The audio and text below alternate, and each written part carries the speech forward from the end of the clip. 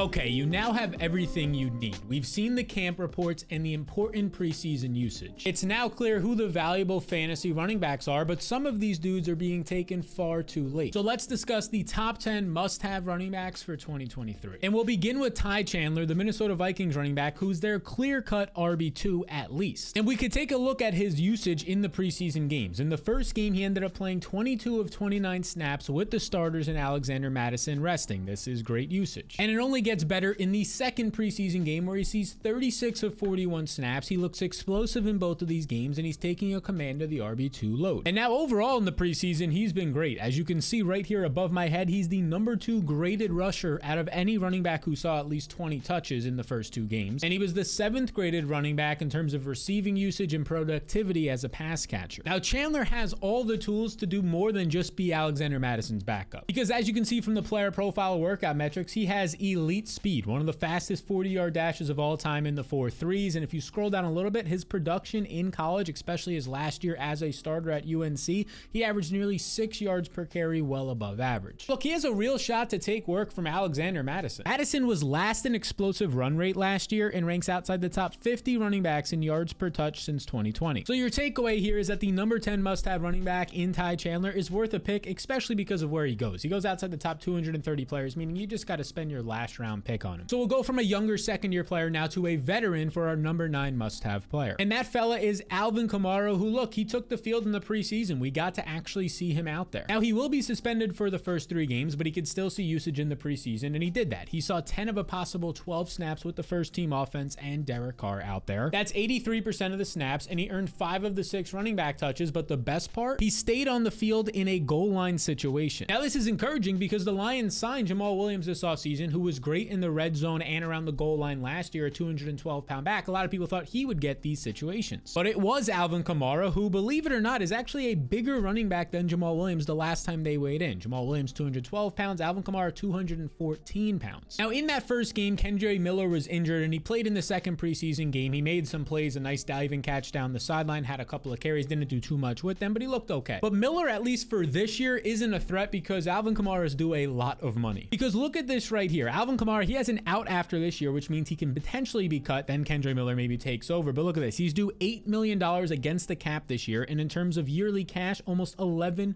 million is what he's going to be getting paid on the books this year. Yeah, they're going to use Kamara. And sure, Alvin Kamara wasn't an efficient rusher last year, but he was still a great receiver. And now he gets Derek Carr, who targeted Josh Jacobs, a far less talented receiver and pass-catching running back than Kamara. He targeted him 65 times last year. Yeah, I think Kamara is going to push towards 60-plus receptions. And by the way, Jacobs earned 65 targets despite Devontae Adams being there with the second most targets in the league with 180. And there's no Devontae Adams level receiver in terms of earning targets in this Saints offense. So consider Kamara in round 5 as a potential league winner. He also improved his burst this offseason by working with a brand new trainer, and apparently the Saints have the data to back that up. Now, the number 8 must-have running back is the Bears running back Khalil Herbert, who is indeed their running back 1. Because in the first week of the preseason, he played all 7 snaps with the starters. He actually took a short dump off to the house for a touchdown, and he earned 5 opportunities on just those 7 plays with the starters, and then was rested in the second week as a key part of the offense. He was actually the only Bears running back to be rested so far this preseason, and as you can see last year, this is what you need to know, he was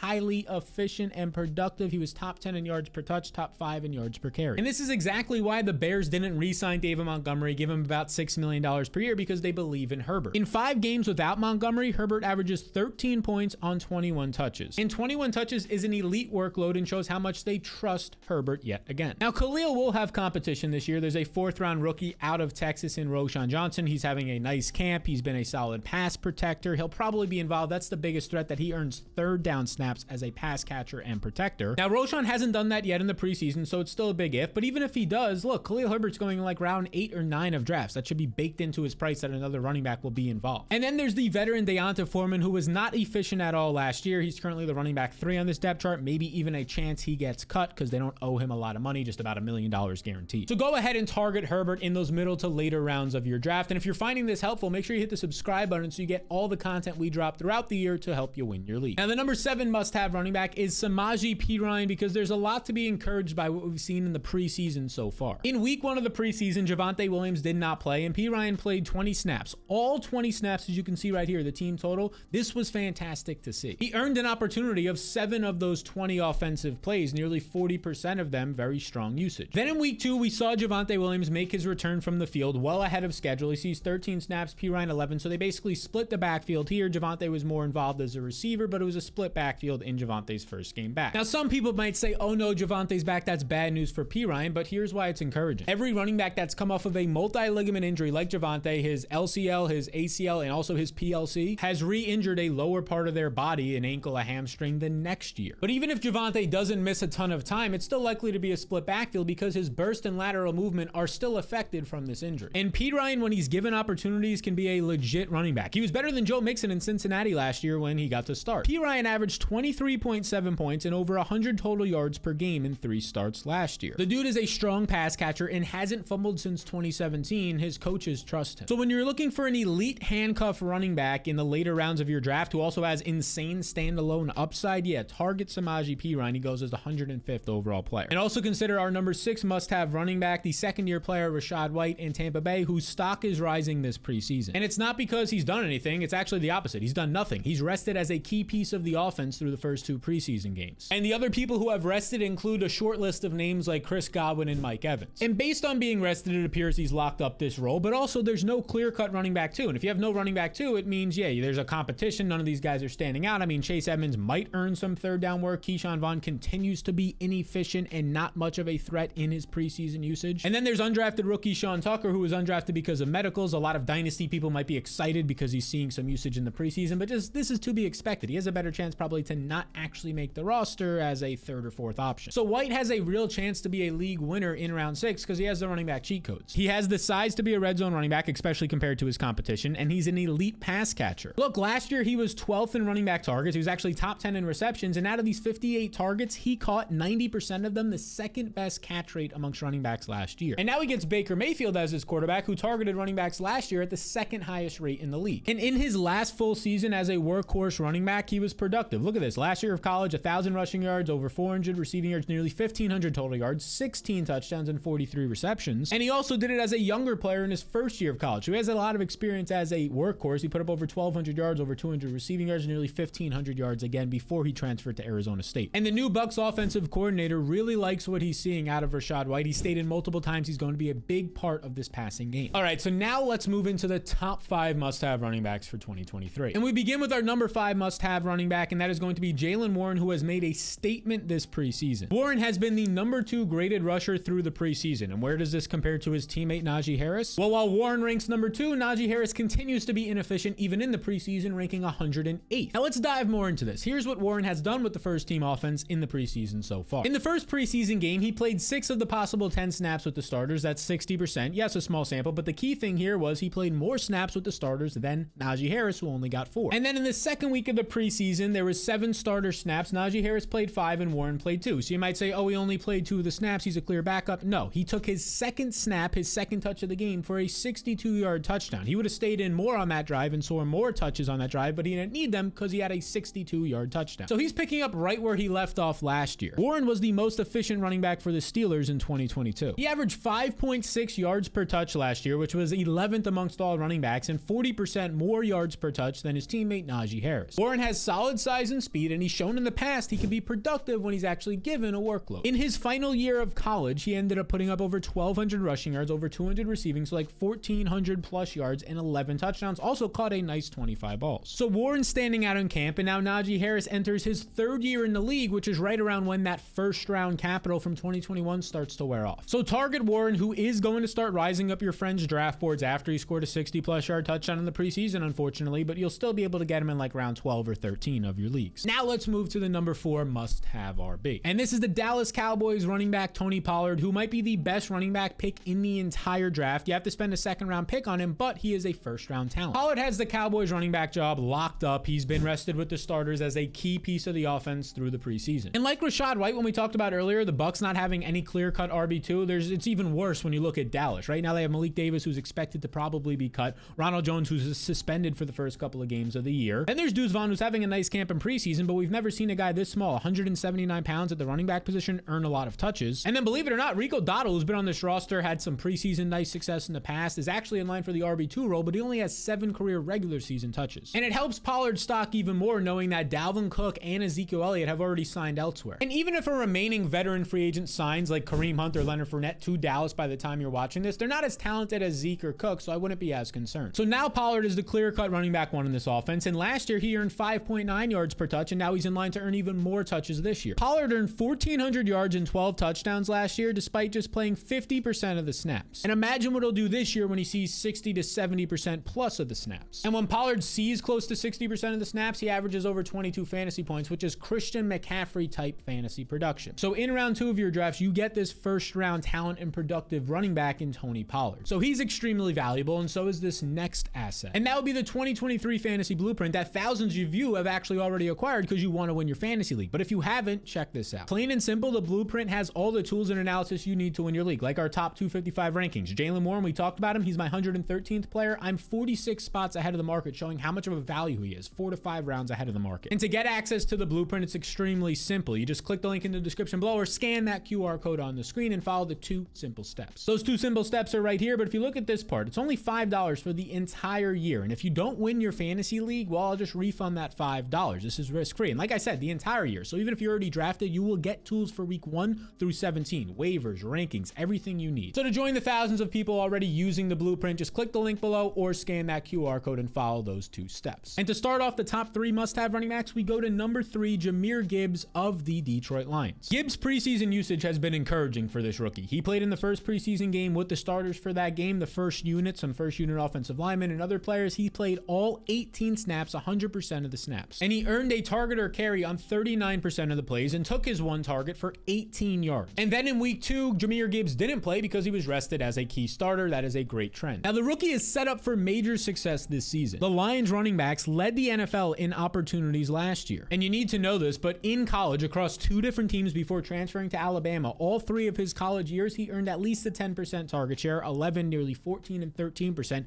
Anything above like 7 or 8% is good for a college back. He had almost double that some years. And now that's important because he's paired up with Jared Goff, who targets running backs at a top 10 rate since 2018. So Gibbs has elite speed, has the production from college, and now has the top 12 draft capital from the NFL draft. Now you might be saying, yeah, but he never got a big workload in college. 89 carries, 143, 151. I agree with that, but we don't need 200 touches for him to actually work out here. Because check out Dwayne McFarland's tweet right here. He basically shows a chart of the other running backs that profile out like Jahmyr Gibbs' receiving abilities in college. They're Christian McCaffrey and Alvin Kamara. And as McFarland would go on to say, those 2 running backs in their rookie year, despite not seeing a lot of touches, only 7 carries per game, which was 30% of their team's rushing attempts, as Dwayne says here, well, they finished as the RB3 and RB9. And Gibbs right now is being drafted after that. So if Gibbs is still on the board in the late 3rd, or even if he falls to the 4th, grab him. And then believe it or not, David Montgomery is also a top 3 running back, our number 2 must-have running back this year, even though he's on the same team as Gibbs, yes. Because Montgomery goes rounds later. You can get this guy in round 8, which also makes him a major value, and here's why. First off, the veteran has been rested in the first 2 preseason games, one of the only players on this team to be rested in the first 2, and Dan Campbell has gone on to say, I see this being a 2-headed monster. Both will be involved a lot, and like we mentioned earlier, they led the league last year in running back opportunities. And if you were to read some of these quotes from Dan Campbell, he goes on to say, and he's speaking kind of excitedly, that he wants to give guys like David Montgomery 20 to 25 touches per game. Now that's not going to happen, but they probably want to give him a big workload on the early downs. And it makes sense that they want to run the ball. They have a great offensive line, and Jared Goff's weapons are a slot receiver in Amon-Ra St. Brown, and then a rookie tight end and rookie running back. So Montgomery profiles out to be the early down back, and at 220 pounds, he'll probably be the red zone back. And the Lions ranked 1st in red zone running back usage and success rate last year. And this was with Jamal Williams being their primary red zone and goal line back, and he wasn't even all that efficient last year. Now David Montgomery fills this role as a more talented runner. And the last time we saw Montgomery without a mobile quarterback, he ended up going out there in 2020 and ranking top 5 in both receptions for running backs and receiving yards, running the most routes. So this guy can also catch passes to boost his stock a little. Now, obviously, I think Jahmyr Gibbs is going to earn that role primarily, but it doesn't mean Montgomery can't catch somewhere between 25 and 35 balls. So in round 7 or 8, I do believe David Montgomery has top 10 running back upside this year if he falls into some touchdown luck like we saw with Williams last year and scores 8 to 12 TDs. So now we get to our number 1 must-have running back, and I've been saying it almost all offseason, so hopefully you got in before his price has increased. And that is the Bills' second-year player, their 2nd-round pick from last year, James Cook, who right now is the number 1 must-have running back. His preseason could not have gone any better. He's reportedly had the best camp of any player at Bills camp. And look at this. In week 1 of the preseason with the starters for that game, he sees all 6 of the snaps. And then in week 2 of the preseason, when the first team is out there, Josh Allen, Steph Diggs, all of the first team offense, well, it's James Cook as the lead running back, 14 of the 16 snaps. You can see right here, that's nearly 90%, earning 75% of the running back carries in week 2. Now, I must point out that Damian Harris hasn't played in the preseason so far. He's dealing with an injury, but right now it's been clear that the camp reports are it's between him and Latavius Murray battling for a backup job. And check out this quote about James Cook from the Bills athletic reporter from the Athletic Football Show podcast. He said, he'll be on the field in most situations. He's so far and away their top guy. Conservatively, I'd say he's going to be on the field at least 55% of the snaps. So at least 55% of the snaps, he'll probably see 60 to 70%. A guy like Tony Pollard on just 50% of the snaps last year was a top 10 back, and Cook profiles out like a Pollard. It's pretty simple, but James Cook has all the makings of a league winner. He's a second-year explosive player being drafted in the middle rounds in a top 5 offense. And here's what I mean when I say he's an explosive player. He led the NFL in breakaway run rate, 15 plus yard runs last year, according to Player Profiler, and he earned a target on 30% of his routes, which was top 10 amongst running backs, and now he's going to earn more routes this year because he's going to play more snaps. So consider Cook the #1 must-have running back this year in round 7 or 8 of your fantasy drafts. And you could target Cook and the other must-have running backs on Underdog. It's a best ball platform, more on that in a second, but they have a lot of great tournaments. Their Best Ball Mania is their #1 tournament. It has $15 million in prizes. You can see here, $3 million to first. They have a heavy hitter contest if you want to play a $500 entry. They have other contests that are like $5 to get into. And if you're curious what best ball is, well, it's very simple. You just draft your team and that's it. Nothing after that. No waivers. All you do is draft your team and then they'll take your top performing players automatically. Like I mentioned, this is their #1 contest, Best Ball Mania. It's now $3 million to first this year. You can see that right down here. $3 million first. Somebody won $2 million last year. They have like $1 million to the overall finisher in terms of total points. And if you want to get in and start drafting right now, it's a ton of fun. The drafts are like 30 minutes. You could draft with me. You could draft by yourself. Well, click the link in the description or scan the QR code on the screen and your first deposit will be matched up to $100. Meaning that if you put in 25, you'll get 25 right back. You put in 100, you can get 100 right back. So these are the must-have running backs for 2023. But if you want to see the worst pick in each round of your draft that you have to avoid, some of them are running backs, well, check out this video right here. And if you made it to the end, double check that you hit the subscribe button. It helps me out, but it also helps you see our content in the future so you can continue to schmack around your buddies in fantasy.